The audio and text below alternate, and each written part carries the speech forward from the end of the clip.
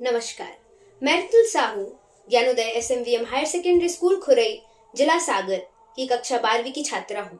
आज मैं आप सभी के समक्ष महारानी लक्ष्मीबाई पर एक जोशीली कविता प्रस्तुत करने जा रही हूँ, जिसका शीर्षक है मर्दानी कैसे लड़ती है। कि जब से धरती पर जन्म लिया, जब से ये होश संभाला है। कि जब से धरती पर जन्म लिया, जब से ये होश संभाला है, जब से यह कलम उठाई है, जब से प्रश्नों को पाला है, तब से ही कुछ मर्दानगी वाले मानक सुनती आई हूँ। कांटों की महफिल में रहकर फूलों को चुनती आई हूँ।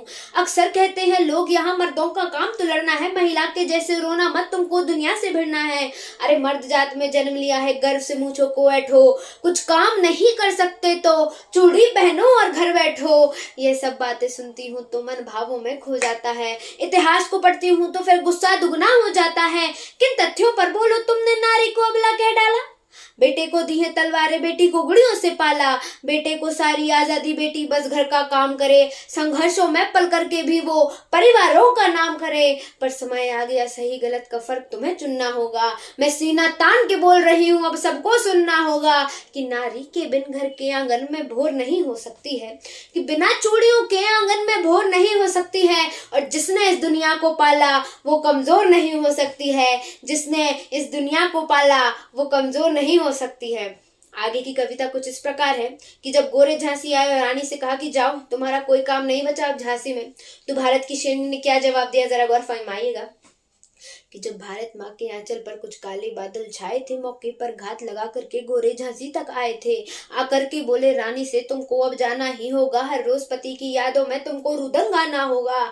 इतना सुनते ही रानी की आंखों के डोरे लाल हुए, नव मंडल में बिजली कड़की तेवर इतने विकराल हुए। पर थोड़ा धीरज धर करके रानी ने ये हुंकार भरी, फिर हाथ हटा तलवारों से और शब्दों की टंकार भरी कि भारत की पावन बगिया का एक फूल नहीं ले पाओगे, भारत की पावन बगिया का एक फूल नहीं ले पाओगे। अरे झांसी तो छोड़ो, झांसी की धूल नहीं ले पाओगे। झांसी तो छोड़ो, झांसी की धूल नहीं ले पाओगे।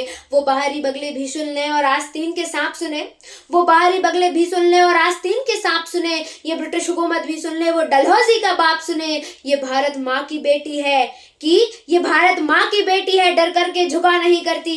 कितने भी पत्थर आ जाए पर नदियां रुका नहीं करती। है बुद्ध महात्मा की धरती सो प्यार से भी समझाती हूँ, जाओ मैं जान बख्शती हूँ, एक मौका भी दे देती हूँ। फिर भी तुमको समझाती हूँ, अब और जहर मत उगलो तुम, जितना जल्दी हो सकता हो झांसी से बाहर निकलो तुम। वरना तो कसम भवानी की, कि वरना तो कसम भवानी की फिर महाप्रलय आ जाएगी, रण में तलवारें नाचेंगी, घनघोर घटा छा जाएगी। जिस दिन चाहेंगे उस दिन ही बढ़ करके हमला कर देंगे, अंग्रेजों के दिल कांपेंगे, पानी से पतला कर देंगे। तुमको दिखलाएंगे बुंदेली पानी कैसा होता है, कि तुमको दिखलाएंगे केसरिया पानी कैसा होता है, बिन सर के लड़ने वाला वो सेनानी कैसा होता है।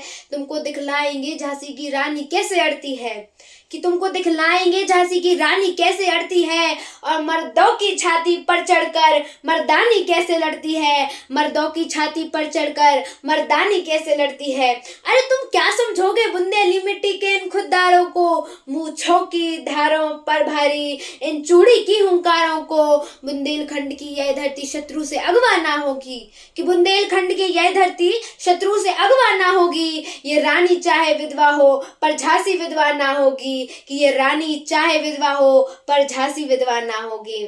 धन्यवाद।